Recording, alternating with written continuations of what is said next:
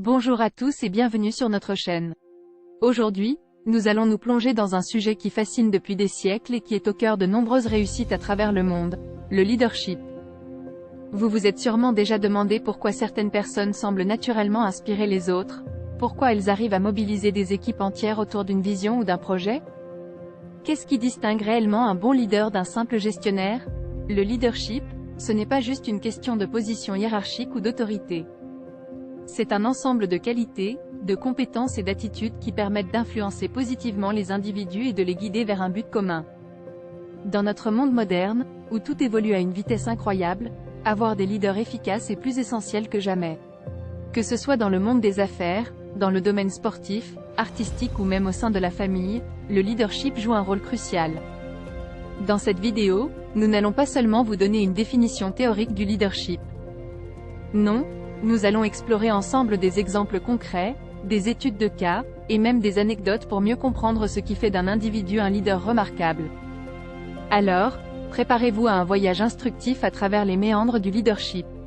Installez-vous confortablement, prenez de quoi prendre des notes si vous le souhaitez, et commençons cette exploration passionnante. L'importance de la croyance. La croyance est le socle sur lequel le leadership repose.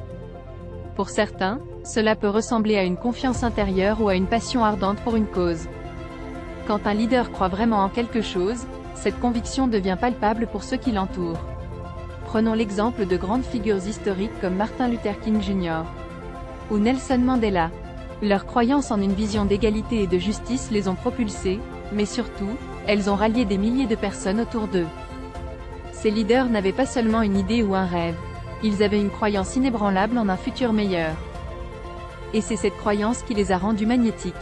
Dans un contexte professionnel, un leader qui croit fermement en la mission de son entreprise, dans le potentiel de ses équipes ou dans l'importance d'un projet spécifique, a une bien meilleure chance de galvaniser ses troupes et de les amener à donner le meilleur d'eux-mêmes.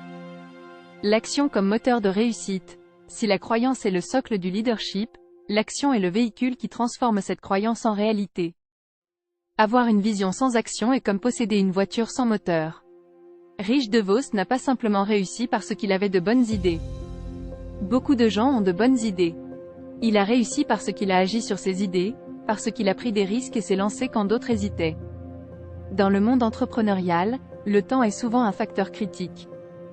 Ceux qui agissent rapidement et de manière décisive ont souvent une longueur d'avance sur la concurrence. Mais l'action ne signifie pas seulement la précipitation. Elle doit être réfléchie, stratégique, basée sur une analyse et une compréhension approfondie de la situation. L'action pour l'action peut être contre-productive. C'est l'action alignée sur une vision claire et une stratégie solide qui mène à la réussite. La règle des 80-20e, le principe de Pareto, ou règle des 80-20e, nous enseigne une leçon précieuse sur l'efficacité et la productivité. Dans la plupart des organisations, 20% des employés produisent 80% des résultats. C'est un rappel puissant que le succès ne dépend pas seulement de la quantité d'efforts, mais de la qualité et de la direction de cet effort. Les leaders efficaces reconnaissent et cultivent ces 20%. Ils les soutiennent, les encouragent et les mettent en position de réussir.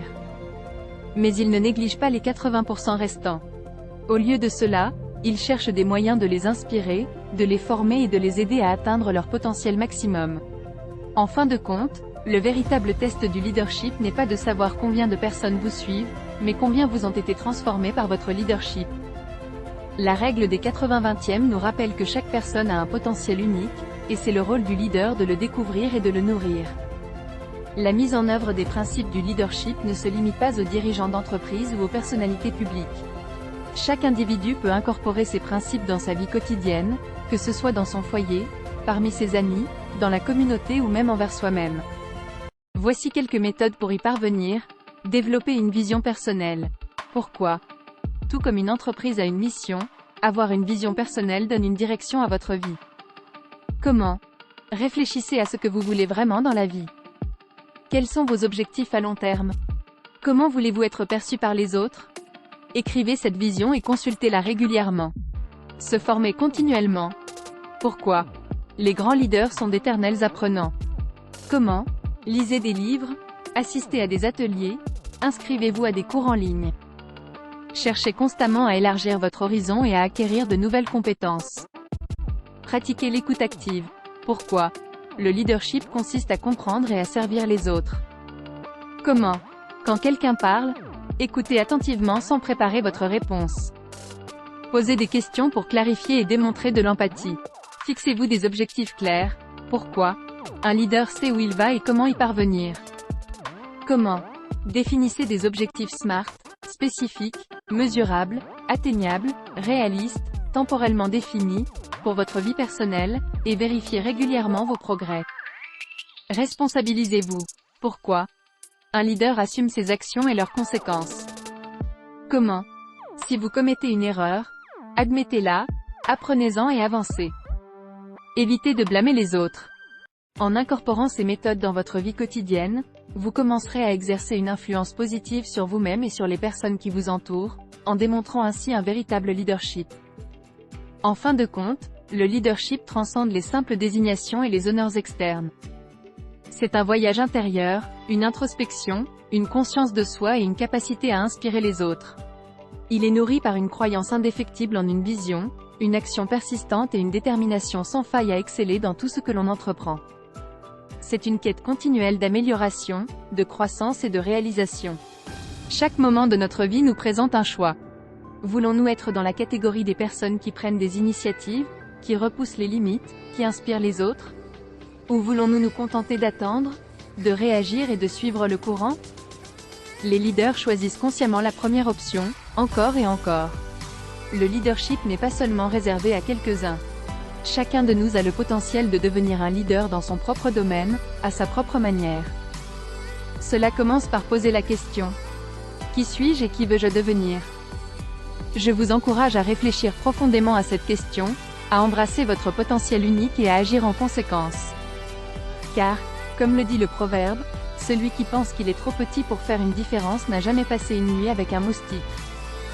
Je vous remercie sincèrement d'avoir pris le temps de visionner cette vidéo.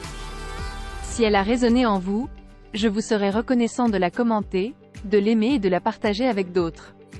Propagez l'importance du leadership, inspirez d'autres à prendre les rênes de leur vie, et ensemble, façonnons un avenir meilleur.